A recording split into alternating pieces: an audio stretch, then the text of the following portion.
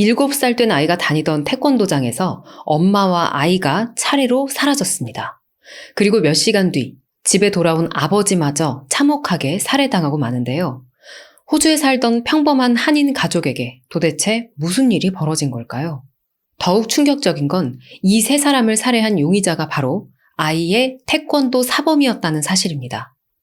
지난해 2월 호주뿐만 아니라 전 세계에 큰 충격을 불러일으켰었던 호주 태권도 사범의 한인 일가족 살인 사건, 그 재판 결과가 어제 나왔는데요. 이미 많이들 알고 계신 사건일 수도 있겠지만 재판 결과가 추가됐기 때문에 다시 한번 들어보셔도 좋을 거예요.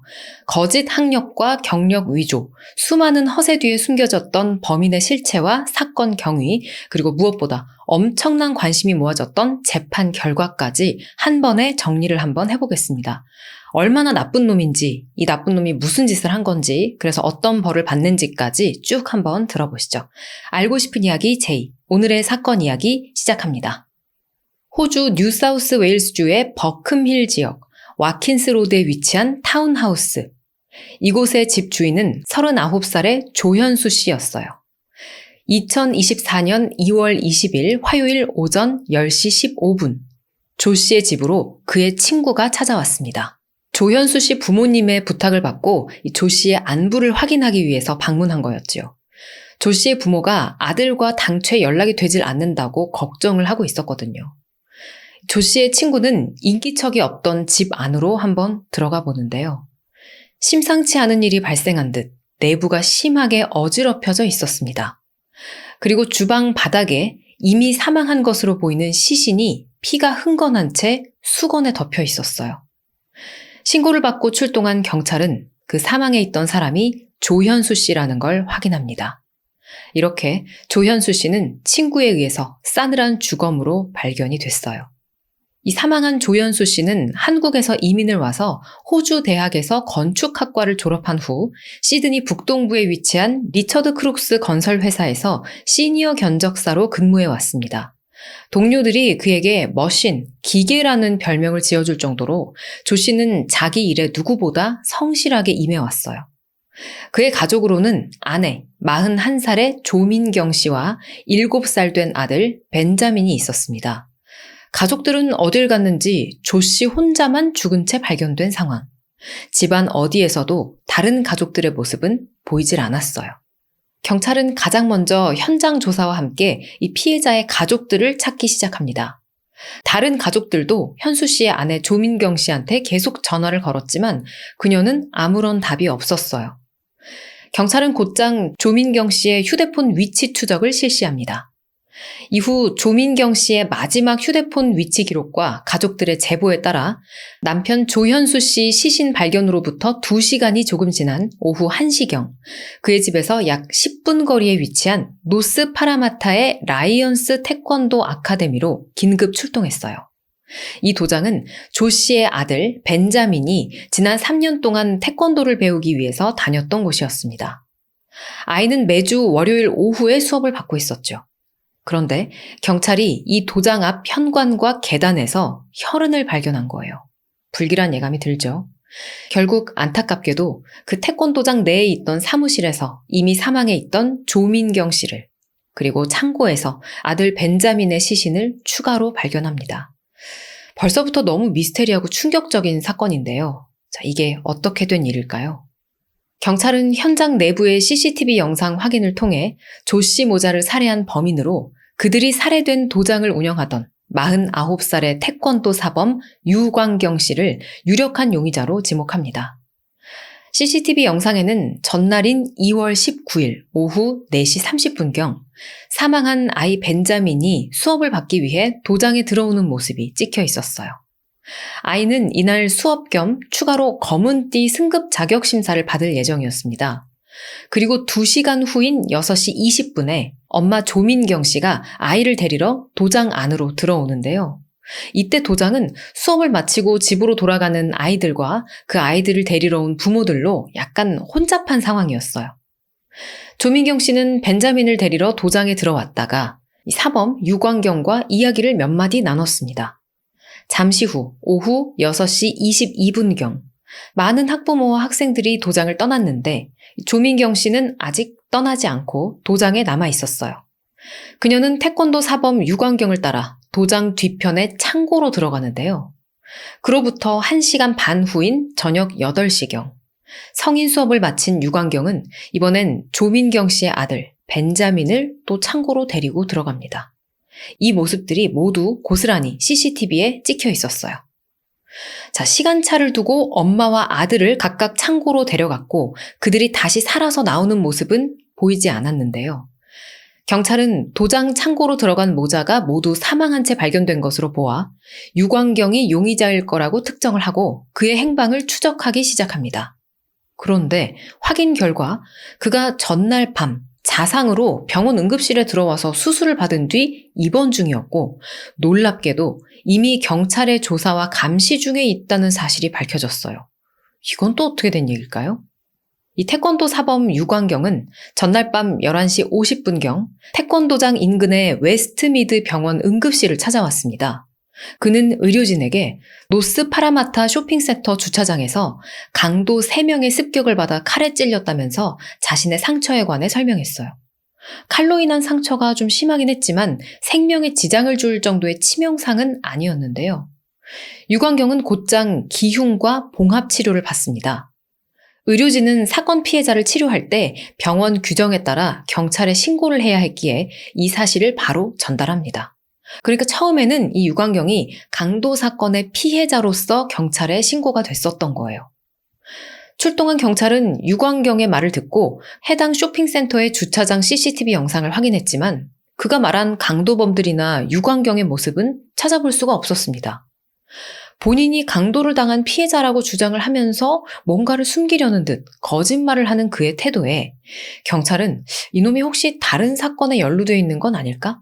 그래서 다치고도 그 이유에 대해서 거짓말을 하고 있는 건 아닐까 의심을 품게 됩니다.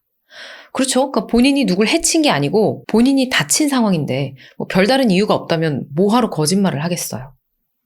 이후 경찰은 유광경의 아내하고 대화를 나누어 보는데 대화 중에 남편이 친구의 BMW를 타고 왔어요 라는 말을 듣습니다. 이 말을 듣고 경찰은 해당 BMW 차량에 대한 수색을 실시하는데요.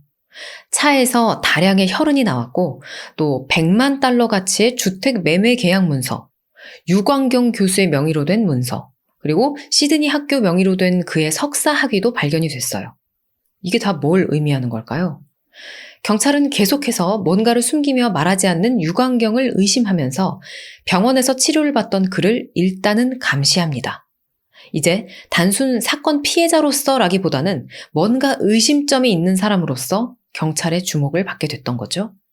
그리고 그 의심은 다음 날인 20일 오후 유광경의 태권도 도장에서 2사람의 시신이 발견됐다는 끔찍한 소식으로 인해 결국 현실이 됩니다. 살인을 저지른 유력 용의자로 지목된 유광경은 시드니 북서쪽에 위치한 노스 파라마타라는 도시에서 라이언스 태권도장을 운영하고 있었어요. 그는 학생들 사이에서 태권도장의 이름을 따 마스터 라이언이라고 불렸습니다. 그의 도장에서는 주로 학교 수업을 마친 아이들을 픽업해서 도장으로 데려와 태권도 수업을 진행했고 시간대별로 아이, 청소년, 성인반까지 운영을 했어요. 유광경은 평소에 아이들 관리를 참 잘했다고 합니다. 칭찬도 많이 해주고 잘 도닥이면서 격려도 해줬기 때문에 아이들한테 상당히 인기가 많았고 자연스럽게 학부모들도 유관장을 신뢰하는 편이었죠. 조씨 모자가 살해됐던 19일 월요일 오후 수업을 들었던 한 어린이의 부모는 그날 유관장은 평소와 다름없이 지극히 정상적이었다. 아이들의 승급 심사를 했고 자기 아들한테 그린벨트와 증서를 줬다. 그리고 아이를 안아주면서 칭찬과 격려를 해줬었다. 라며 사건에 대한 충격과 놀라움을 금치 못했습니다. 또한 학부모들은 태권도 도장 측으로부터 유관장이 병원에 있어서 태권도 수업이 취소됐고 오후 픽업이 불가능하다라는 문자를 받았었는데 이런 일이 생긴 줄은 몰랐다라며 큰 충격에 빠졌다고 밝혔습니다. 2월 21일 오후 9시경 경찰은 병원에 입원 중이던 유광경을 3건의 살인 혐의로 긴급 체포하고 기소합니다. 기억하시죠? 아내 조민경 씨와 아들 벤저민 외에도 맨 처음에 발견됐던 남편 조현수 씨도 사망한 채 발견이 됐잖아요. 이 남편까지도 유광경이 죽였다는 의심을 받고 있는 거예요. 그렇다면 도대체 왜? 왜 그런 걸까? 유 씨의 범행 동기에 대해서 치정이나 금전 문제다라는 추측성 이야기도 흘러나오긴 했지만 경찰은 아직 유 씨에 대해 조사가 제대로 이루어지지 않아서 명확한 범행 동기는 알 수가 없다고 밝혔습니다. 그러면서 이 사건을 유 씨의 단독 범행으로 확신하고 다른 사람들에 대한 추가 조사는 하지 않을 거라고도 밝혔어요. 그리고 다음 날 22일 지방법원에서 First Appearance라는 첫 공판이 열렸습니다. 이 절차는 양측이 범죄 사실을 확인하고 보석 여부와 금액을 결정하는 그런 단계인데요. 유 씨 측은 변호인이 미리 밝힌 대로 보석을 신청하지 않았어요. 유광경이 보석을 신청하지 않은 이유는 아마도 이 사건의 중대성 측면, 또 증거가 명백했던 탓도 있었을 거고, 또 공공의 안전을 위해서 재판부가 유광경의 보석을 허락하지 않을 것이 확실해 보이기도 했기 때문일 겁니다. 근데 사실 보석이 허가된다 하더라도 뒤에 또 말씀드리겠지만 유광경은 보석금을 마련할 능력도 없었어요. 그래서 이런 여러 가지 이유로 보석 신청 자체를 포기한 것으로 보입니다. 이에 따라 병원에서 치료를 받고 있었던 유광경은 2주 후 퇴원 즉시 구치소로 바로 이송돼 수감된 채로 재판을 기다리게 됐어요. 유 씨의 변호사로 국선 변호인이 선임됐고 2024년 4월과 6월, 10월에 걸쳐서 총 3번의 심리가 진행됐습니다. 이때 검찰의 증거 제출 및 재판 진행을 위한 쟁점 정리 회의 등이 있었는데요. 하지만 살인범죄와 관련한 객관적 증거는 명백했는데 여전히 범행 동기는 알려지지 않아서 많은 사람들의 궁금증을 유발시켰어요. 특히 피고 유광경과 관련된 수많은 루머 속에 그에 대한 취재와 확인 기사들도 이어졌습니다. 유광경은 전업주부인 아내와 12살 된 딸, 그리고 8살 아들을 두고 있었어요. 유 씨는 페이스북에 아들과 함께 축구를 하거나 훈련을 하는 동영상을 올리면서 가정적인 모습을 보여왔습니다. 이웃들은 그가 조용하지만 친절한 사람이라고 말했고, 또 어떤 이웃은 유 씨가 지난 여름에 자신이 맥쿼리 대학의 교수로 일하기 시작했다라고 말한 걸 들었다고 밝혔어요. 실제로 유 씨는 자신의 페이스북에 자기를 맥쿼리 대학의 교수로 소개를 해놨습니다. 그러나 그의 학력이나 이력에 대해서 여러 가지 의문이 제기되는데요.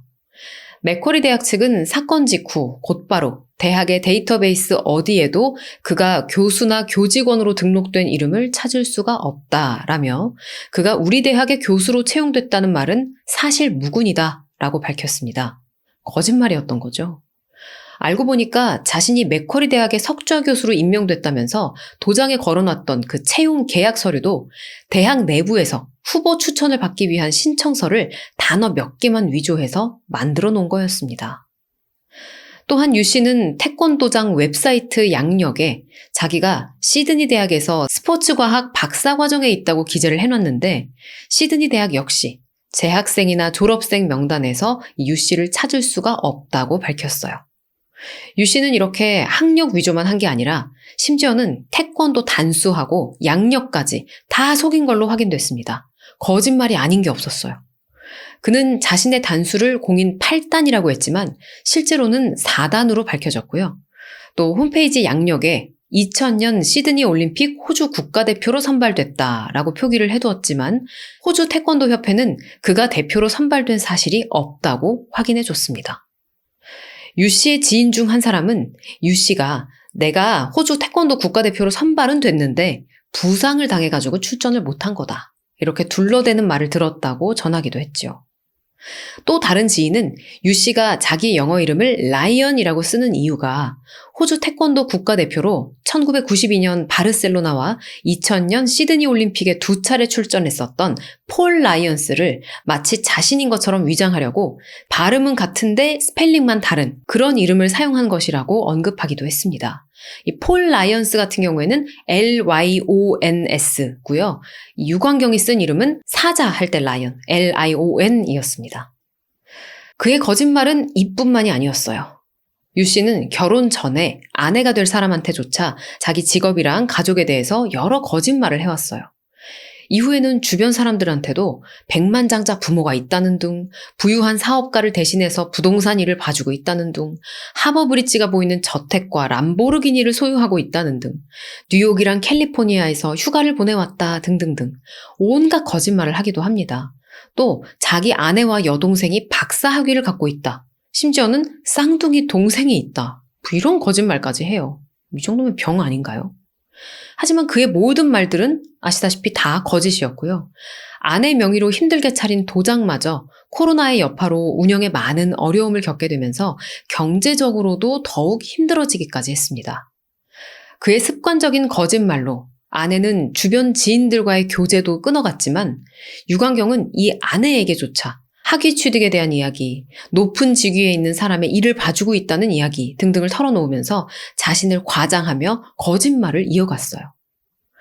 이렇게 주변 사람들뿐만 아니라 아내에게까지 허세를 부리고 반복적으로 거짓말을 일삼았던 것으로 보아 일부 전문가들은 그가 자기애성 인격장애와 반사회적 인격장애를 지녔을 가능성이 있다고 언급하기도 했습니다.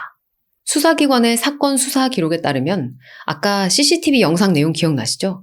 유광경이 아이를 픽업하기 위해서 도장에 들어온 엄마 조민경 씨와 잠시 대화를 나눈 뒤에 오후 6시 22분경 그녀를 도장 뒤편의 창고로 유인해서 데려갔었잖아요. 거기서 조민경 씨를 목 졸라 살해합니다. 이후 유광경은 그녀의 시신을 사무실로 옮기고는 조민경 씨의 BMW 차 키를 챙겼어요. 수업이 모두 끝난 저녁 8시 직전, 유광경은 자신의 아내에게 전화를 해서 약속했던 BMW가 도착했어 하고 알립니다. 약속했던 BMW? 이건 무슨 말일까요? 이전에 유광경이 아내한테 자신이 파트타임으로 일을 하고 있던 초등학교에서 보상으로 업무 차량을 한 대 내줄 거다라고 거짓말을 했었던 모양이에요. 근데 이렇게 사람을 죽여놓고 그 피해자의 차량을 빼앗은 걸 가지고 아내한테 거봐, 내 말 거짓말 아니잖아 하고 허세를 떤 걸로 보입니다. 유광경은 아내와의 통화 직후 도장에서 놀고 있었던 조민경 씨의 아들 벤자민마저 창고로 데리고 들어가서 엄마 조민경 씨한테 했던 것과 똑같은 방식으로 살인을 저질렀습니다. 유광경은 이후 도장 정리를 마친 8시 48분 조민경 씨의 차량인 흰색 BMW SUV를 타고 5km도 채 안 되는 버큼힐 타운하우스로 갔어요. 자, 버큼힐에 있는 타운하우스 혹시 어딘지 기억하시나요? 영상 초반에 살짝 지나가듯이 언급을 했었는데요. 바로 조현수 씨, 조민경 씨 부부와 아들 벤자민이 살고 있던 집이었죠. 이 도로의 CCTV에도 누군가 조민경 씨의 하얀색 BMW SUV 차량을 몰고 버큼힐 방향으로 이동하는 모습이 찍혀 있었습니다. 조 씨 부부의 집에 도착한 유광경은 차에 있던 차고 리모컨을 통해 조 씨의 집 안으로 들어갔어요.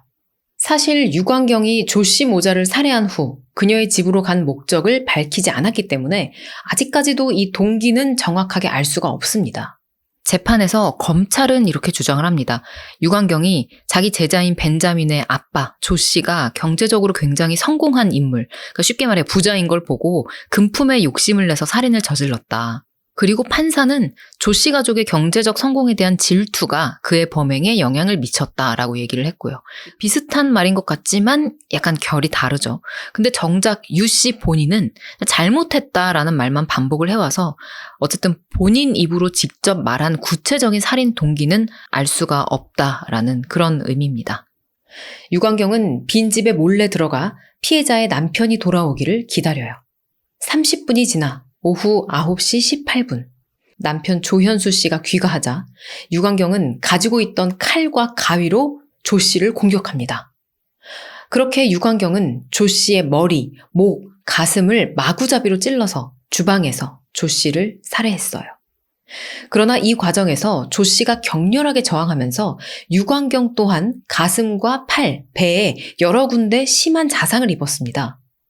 그는 피가 묻은 몸을 닦기 위해 피해자의 집 안방 욕실에서 샤워를 한 후 남편 조현수 씨의 옷을 하나 꺼내서 갈아입었어요. 그는 사망한 조 씨의 몸에 수건을 덮어두고는 그의 집을 나와 밤 11시경 도장으로 돌아왔습니다. 그리고는 아내에게 전화를 걸어서 나 칼에 찔렸다 라고 말을 해요.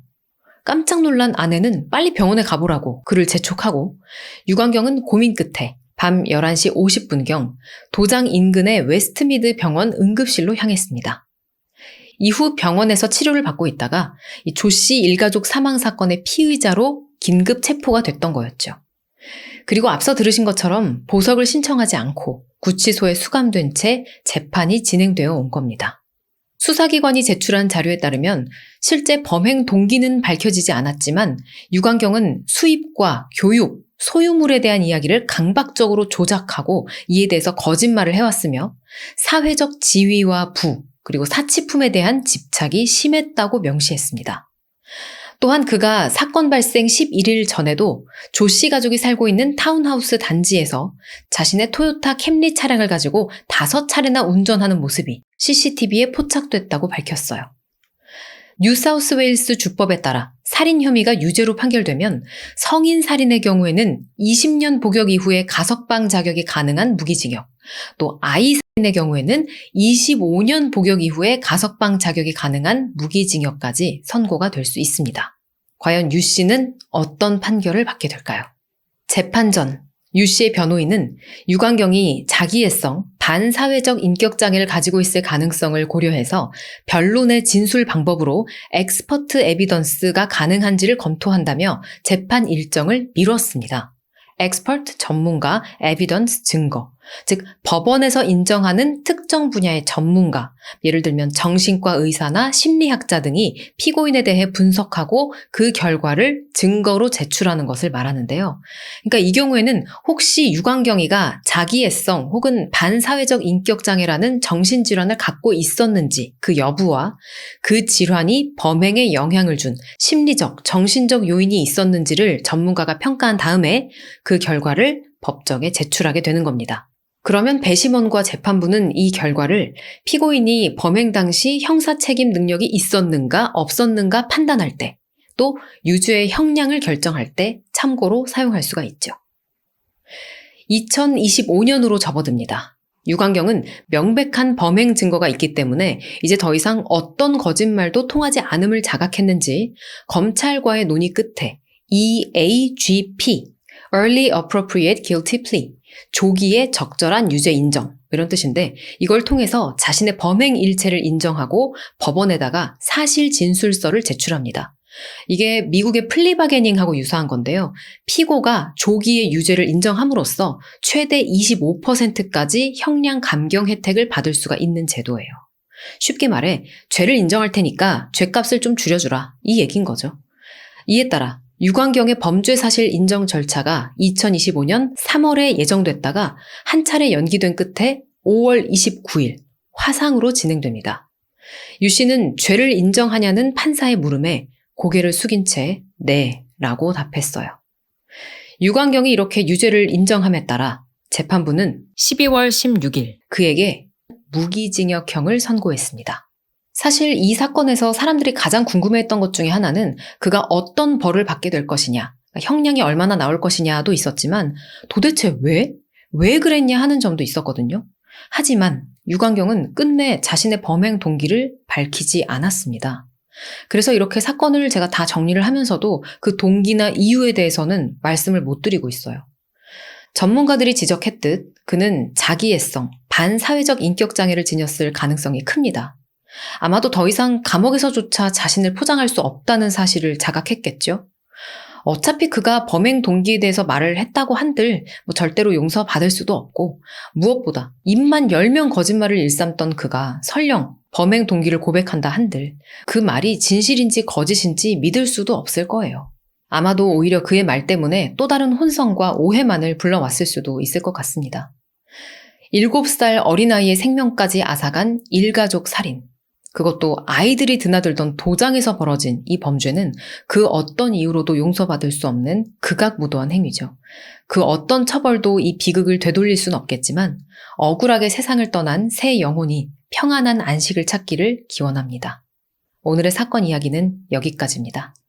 여러분, 재판 결과가 오늘 나와가지고 바로 편집을 하고 있는데 약간 이상한 구도지만은 이렇게 찍겠습니다. 이 판사가 유 씨가 아빠, 엄마, 그리고 아이까지 살해하고 이 집에 차를 빼앗을 계획을 세웠다. 그런 점에서 이건 계획범죄다라고 확신을 한다라고 했거든요. 그리고 실제로 유 씨가 이 살인사건 몇 주 전에 4번인가 이 집을 가서 사전 답사를 하고 또 그날 당일 아침에는 들으셨다시피 아내한테 전화해가지고 오늘 새 BMW가 올 거야 막 이렇게 알렸다고 했잖아요. 근데 또 희한한 게 뭐냐면은 이렇게 심각한 범죄를 저지를 놈치고는 계획을 다 세웠어. 근데 그 계획 안에는 차량 번호판을 바꾼다거나 CCTV를 좀 피해 간다거나 아니면 칼에 찔리고 나서 병원 갔는데 병원 가는 동안에 그 사이에 핑계거리도 안 만들어 놔가지고 이렇게 의심을 받는다거나 그리고 만약에 금품을 노리고 범죄를 저지른 거라고 치면 그러고 나서 그 돈을 다 어떻게 자기 재산으로 돌릴 건데 그런 거에 대한 계획도 없었던 것 같아요. 설명을 제대로 못합니다. 되게 희한한 게 안 들켜야지, 안 잡혀야지에 대한 생각을 별로 안 한 것 같아요. 어떻게 죽여야지까지만 계획을 세운 것 같단 말이죠. 그리고 애플워치도 차고 있었는데 그것도 되게 쉽게 추적될 수 있는 장치잖아요. 그래서 진짜 뭐지? 이런 생각이 좀 들었어요. 근데 또 이 유광경이 진심으로 자기 범죄에 대해서 뉘우치고 있다라고 판사가 보기는 봤더라고요. 왜냐면 다른 사람들은 끝까지 빠락빠락 제가 안 그랬습니다 라든가 아니면은 이래서 그렇습니다 저래서 그렇습니다 막 핑계를 대는데 어쨌든 진심으로 죄송하다. 시간을 되돌릴 수 있다면 이 일이 일어나지 않았으면 좋겠다. 뭐 이런 얘기도 하고 그랬지만 판사는 이제 이 범죄는 객관적으로 너무 심각한 수준이고 반성을 한다 해도 더 넓은 공동체의 이익을 위해서라도 응징이 꼭 이루어져야 한다. 이렇게 판단을 했고요. 너무나 잔혹한 범행이었기 때문에 여기에 적절한 형벌은 도저히 종신형밖에 없다라고 선고를 했다고 합니다. 오늘 영상은 여기까지 하도록 하겠습니다. 인사해. 안녕. 안녕. 바이.